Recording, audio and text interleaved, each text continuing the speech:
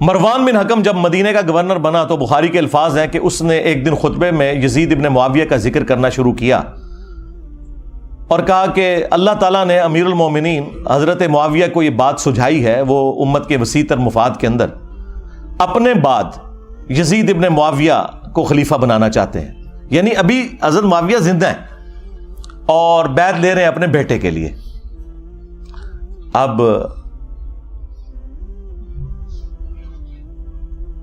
بخاری میں بس اتنے الفاظ ہیں کہ جب اس نے یہ بات کی نا تو عبد الرحمن بن ابی بکر کھڑے ہوئے اور انہوں نے کچھ کہا۔ امام بخاری نے اپنی شرافت کی وجہ سے وہ الفاظ نقل نہیں کیے، لیکن وہ الفاظ کہیں گئے نہیں ہیں، وہ حاکم کے اندر سنن نسائی الکبریٰ میں اور اللہ بھلا کرے تفسیر ابن کثیر میں انہوں نے سارے طرق المعجم الکبیر طبرانی سے بھی جمع کر دیے۔ بخاری میں الفاظ ہیں کچھ کہا تو مروان نے کہا پکڑو اس کو، عبد الرحمن بن ابی بکر کو، تو وہ بھاگ کر حضرت عائشہ کے حجرے میں چھپ گئے۔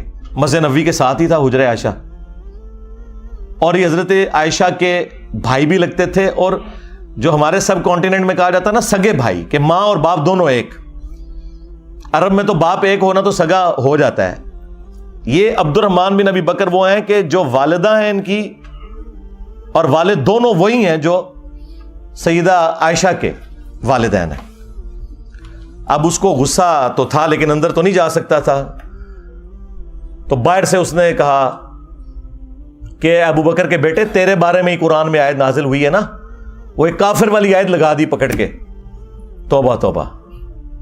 یہ ہیں آل امیہ کی چاکری کرنے والے لوگ، کہ تیرے بارے میں آیت نازل ہوئی تھی نا کہ یہ کہتا ہے کہ اپنے ماں باپ کو کہتا ہے کہ تم لوگ جو مجھے یہ کہتے ہو کہ مرنے کے بعد دوبارہ زندہ کیا جاؤں گا، تو یہ اگلے لوگوں کی کہانی ہے، یہ قرآن کو جو اگلے لوگوں کی کہانیاں کہتا تھا نا ابو بکر کے بیٹے تو ہے وہ۔ اب حضرت عائشہ کو بڑا غصہ آیا، انہوں نے اندر سے جواب دیا اس کو خاموش ہو جا، آل ابی بکر کے بارے میں کوئی اور آیات نازل نہیں ہوئی جو میری برات میں نازل ہوئی تھی سورہ نور کی۔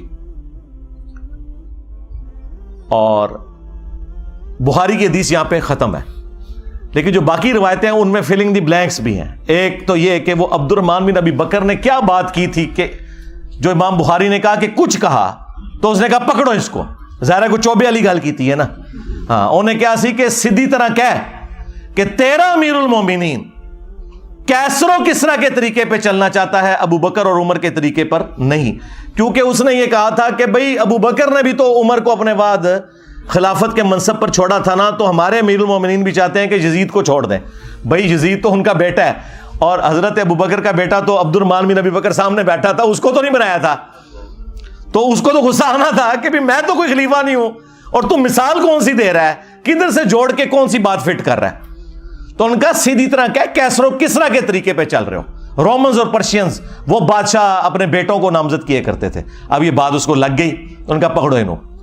اور وہاں پہ تو ہے نا کہ حضرت عائشہ نے کہا خاموش ہو جا، آل ابی بکر کے بارے میں تو سورہ نور نازل ہوئی ہے۔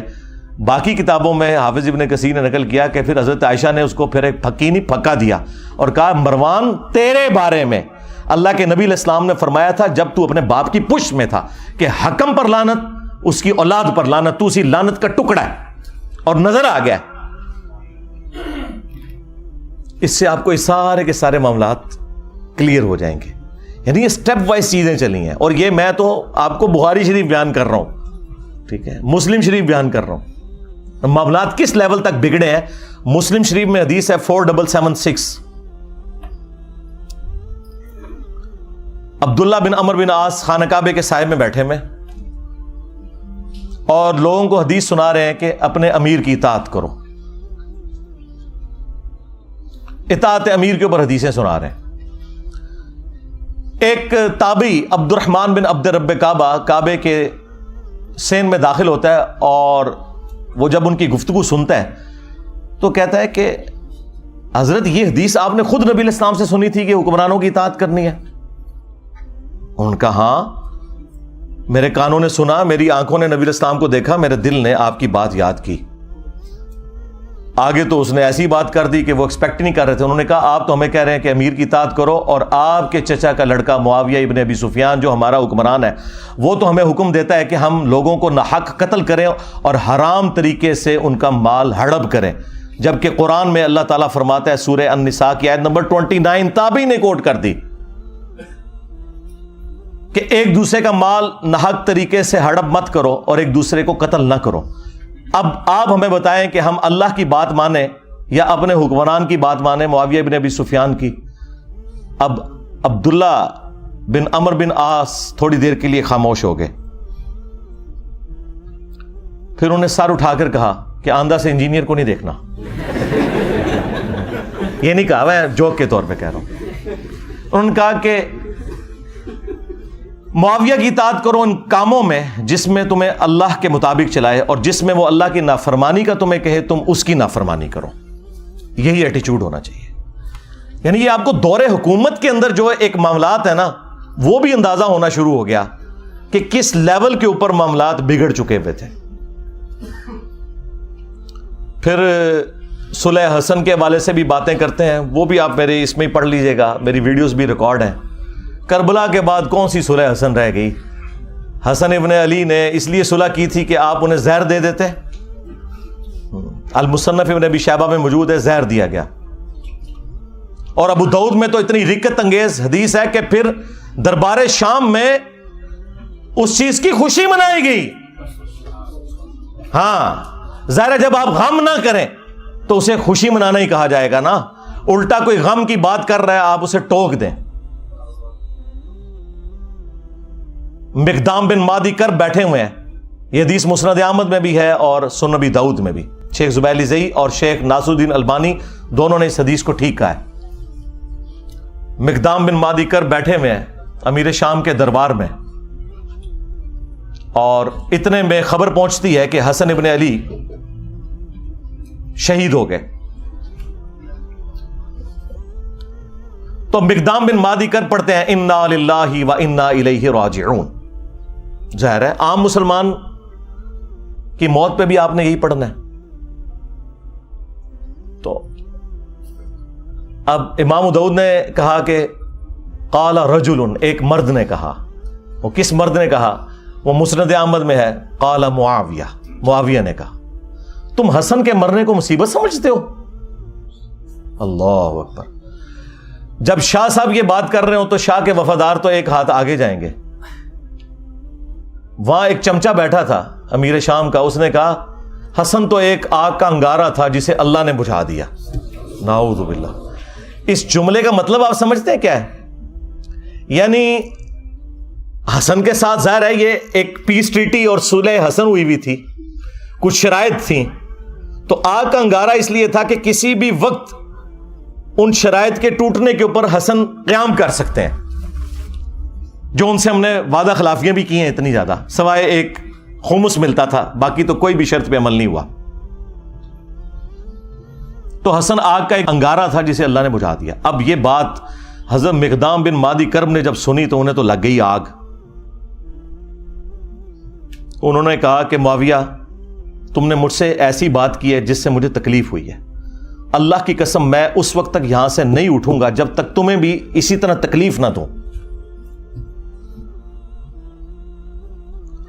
اور معاویہ اگر میں سچ بولوں تو میری تصدیق کرنا, اور اگر جھوٹ بولوں تو کہہ دینا کہ میں جھوٹ بول رہا ہوں. پھر انہوں نے کہا کہ اے معاویہ کیا اللہ کے نبی علیہ السلام نے یہ نہیں فرمایا تھا کہ چیتوں اور درندوں کی کھالیں ان کو پہننے ان کو اوڑھنے سے کیا اللہ کے نبی علیہ السلام نے منع نہیں فرمایا تھا؟ کیا اللہ کے نبی صلی اللہ علیہ وآلہ وسلم نے سونے چاندی کے جو برتن ہیں ان کو استعمال کرنے سے منع نہیں فرمایا تھا؟ اب وہ جو حرمت والی چیزیں وہ گنواتے چلے گئے اور حضرت معاویہ تصدیق کرتے چلے گئے, اور اینڈ پہ پتا انہوں نے کیا بولا؟ انہوں نے کہا یہ سارے حرام کام تیرے گھر میں ہو رہے ہیں. ٹھیک ہے, یعنی تیرے اپنے گھر کی حالت یہ ہے اور تو حسن ابن علی کے بارے میں بات کر رہا ہے. اور پھر انہوں نے ایک جملہ بولا کہ میں حسن کی موت کو مصیبت کیوں نہ جانوں کہ اللہ کے نبی علیہ السلام اپنے زانوں پر ایک طرف حسن ابن علی کو بٹھاتے تھے, دوسری طرف حسین ابن علی کو, اور کہتے تھے حسن مجھ سے ہے, حسین علی سے ہے. اب یہ ساری کی ساری عزت افزائی انورٹڈ کاماز میں جب کروائی امیر شام نے, تو انہوں نے کہا مقدام مجھے پتا تھا میں باتوں میں تم سے نہیں جیت سکتا. اور پھر انہوں نے کہا کہ لاؤ مال و دولت مقدام کو بھی دو, ان کے ساتھیوں کو بھی دو. تو مقدام کو جو انہوں نے گفٹ دیے وہ وہی انہوں نے غریب لوگوں میں ادھر ہی تقسیم کر دیے. بعد میں پھر امیر شام نے پوچھا کہ وہ گفٹس کا کیا بنا, تو انہوں نے کہا کہ مقدام نے تو سب کچھ یہیں پہ تقسیم کر دیا. تو انہوں نے پھر ان کی تعریف کی کہ ہاں مقدام تو پھر مقدام ہے نا. یعنی وہی جو حکمرانی کی مجبوریاں ہیں جڑی ہوئی وہ مجبور کرتی ہیں. کہاں بنو عباس نے شیعان علی کو استعمال کیا بنو امیہ کو الٹنے کے لیے, اور جب حاکم بنے تو بنو امیہ سے بھی زیادہ مظالم کرنے شروع کر دیے. کیوں؟ یہ بس ایک کرسی کا تقاضا تھا. یہ جس کے نیچے جاتی ہے نا اس کے اندر وہ ساری خرابیاں پیدا ہونا شروع ہو جاتی ہیں.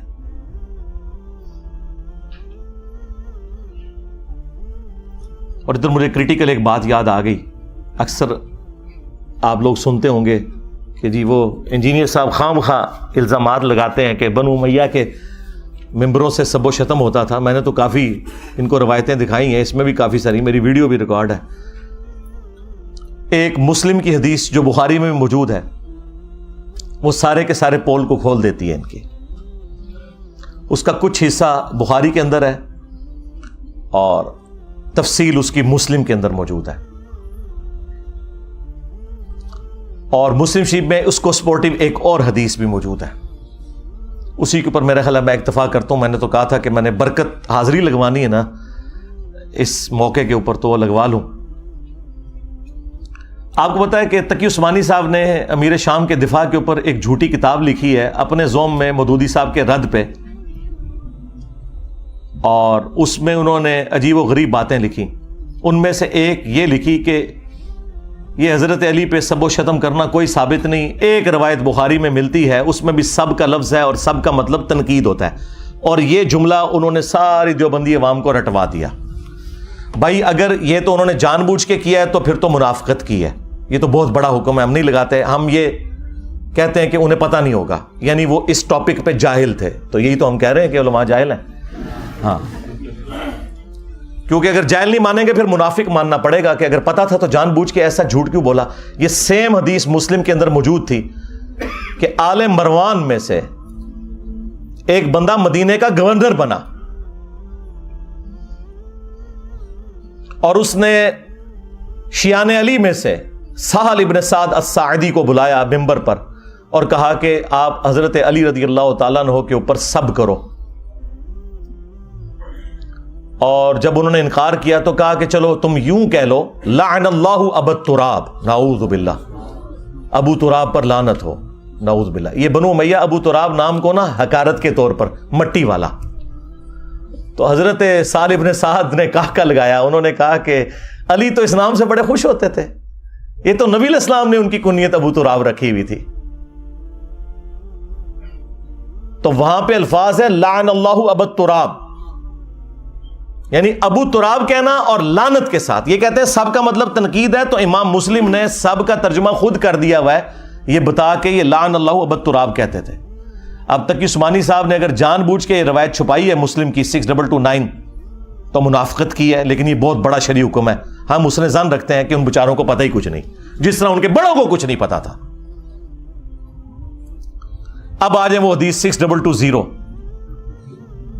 امیر شام کے دربار میں حضرت سعد ابن ابی وقاص کو امیر شام کہتے ہیں کہ تجھے کون سی چیز روکتی ہے. الفاظ امر معاویہ, معاویہ نے حکم دیا. تو سعد ابن ابی وقاص نے کہا کہ میں کبھی بھی علی کے اوپر سب یعنی کہ لعنت نہیں کروں گا, کیونکہ دوسری حدیث میں لعنت کے الفاظ موجود ہیں. تو ان کا تمہیں کون سی چیز روکتی ہے کہ تم ابو تراب کے اوپر سب نہیں کر رہے. ابو تراب, اور یہ وہابیوں کا جو ابا ہے نا ابن تیمیہ, اس نے اس روایت کو منہاج السنہ میں کوٹ کیا ہے اور اس نے خود مانا ہے, اس نے فلنگ دی بلینکس کیا ہے کہ ماموں نے حکم دیا تھا سب کروانے کا. ان کا ابا مان کے کیا ہے. اب یہ پتہ نہیں کیوں نہیں اپنے ابے کو مانتے, مسلم شریف میں لکھا ہوا تھا.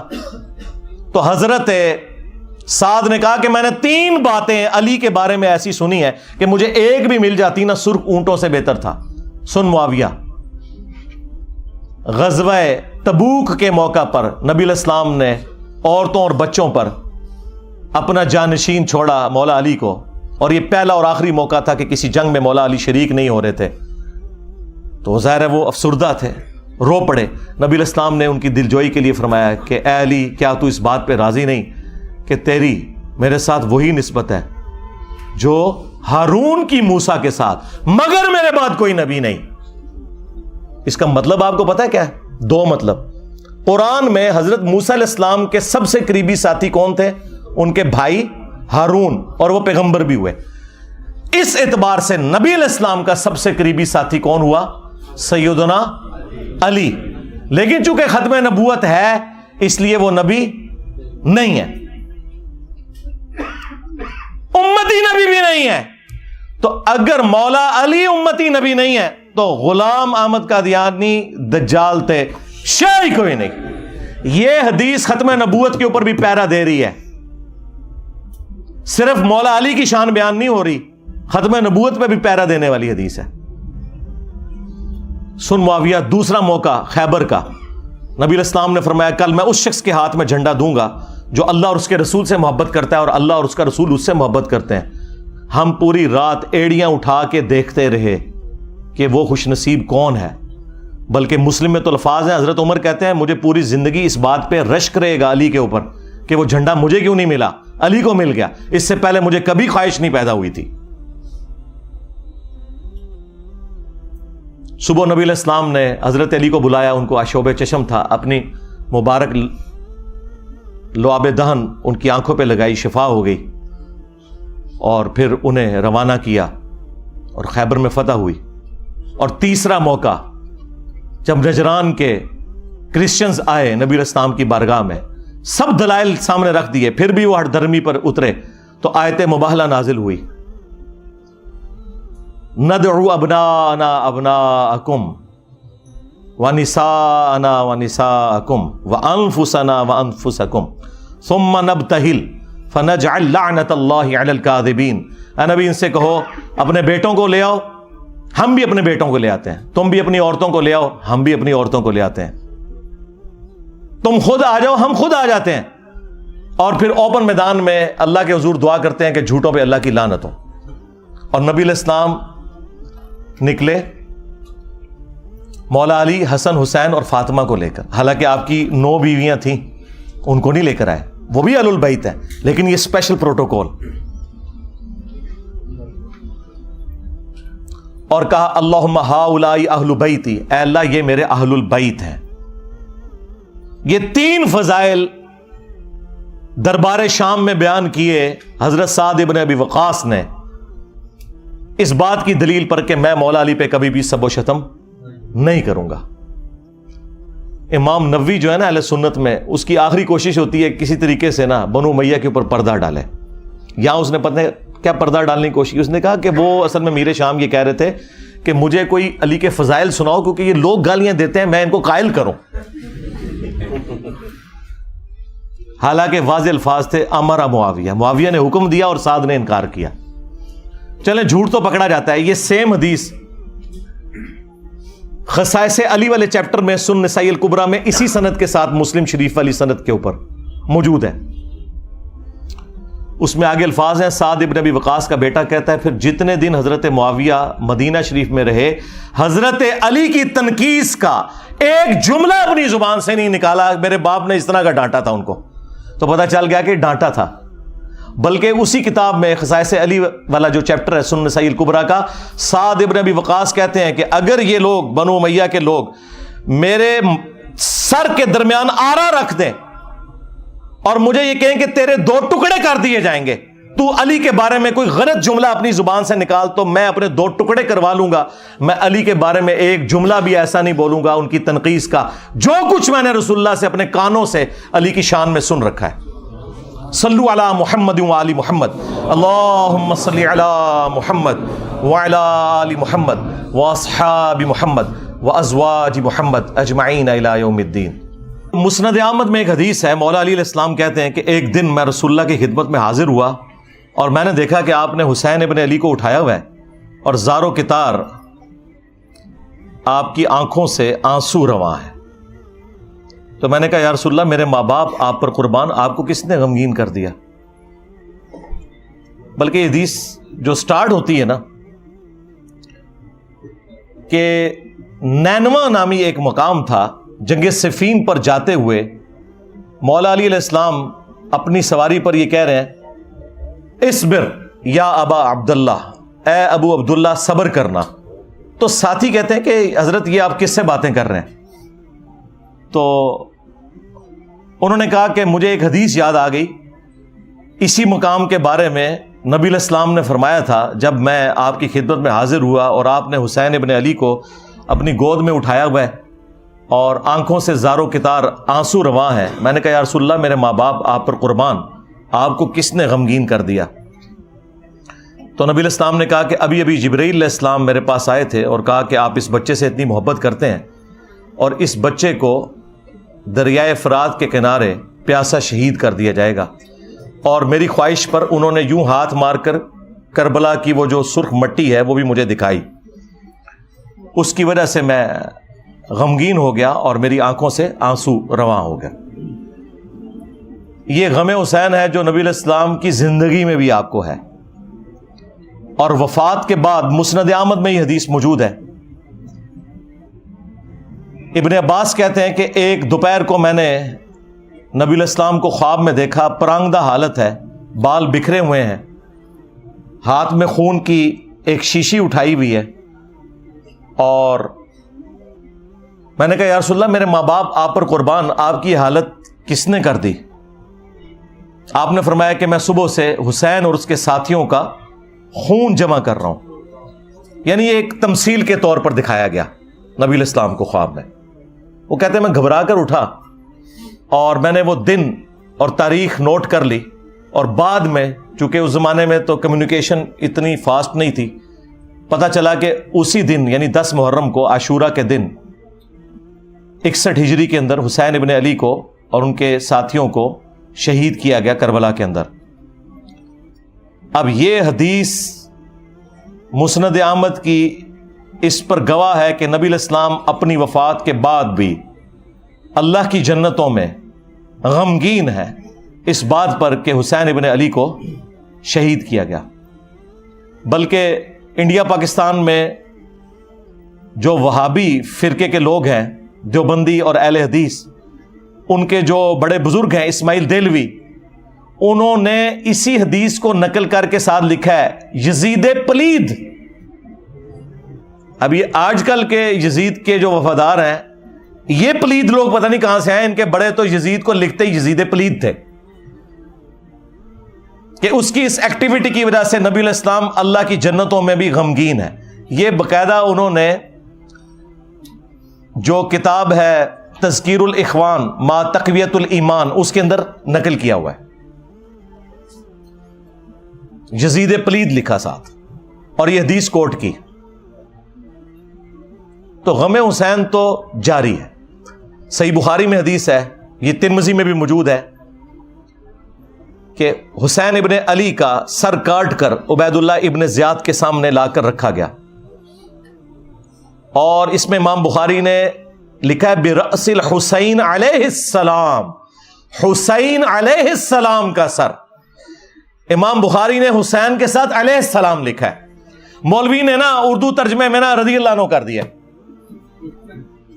اسلام 360 میں بھی عربی میں لکھا ہے علیہ السلام، اردو ترجمے میں رضی اللہ عنہ. کتنی دو نمبری کرتا ہے مولوی. تو عبید اللہ ابن زیاد ان کے حسن میں کوئی کلام کرنا شروع ہو گیا، اور چھڑی سے بجائے یہ کہ اس سر مبارک کو چومتا کوئی کلام کیا، تو انس ابن مالک پاس کھڑے تھے، تو انہوں نے زبان سے کلمہ حق بلند کیا اور کہا کہ حسین ابن علی رسول اللہ کے سب سے زیادہ ہم شکل تھے. اور حدیث کے الفاظ ہیں کہ اس وقت حسین ابن علی کے سر اور داڑھی میں وسمے کی بوٹی سے رنگا ہوا تھا، یعنی کالا کیا ہوا تھا انہوں نے سر اور داڑھی کے بالوں کو. اچھا، اس حدیث کی شرح پتہ کیا لکھی ہے اہل حدیثوں نے؟ وسمہ اس بوٹی کو کہتے ہیں جو بالوں کو کالا کرنے کے لیے استعمال ہوتی ہے. یہ حدیث کی شرح ہوئی ہے. اور جو اتنا بڑا واقعہ کہ حسین ابن علی کو شہید کر دیا گیا، ان کا سر کاٹ کے پیش کیا گیا گورنر یزید عبید اللہ ابن زیاد کے سامنے، وہ اناٹینڈڈ چھوڑ دیا. یعنی اونٹ نگل لیتے ہیں، یہ مچھر چھانتے پھرتے ہیں.